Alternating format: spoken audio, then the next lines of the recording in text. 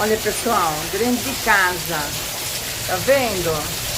Tinha resolvido, agora não sei o que aconteceu. Isso, olha, já tem um latão cheio de água. Eu não sei o que fazer sozinha. O quarto lotado de água, aqui lotado de água. Não está suportando a água. Não precisa nem ir no mar, eu já tô dentro de um mar aqui dentro da minha casa. Olha pra vocês verem, vocês estão vendo?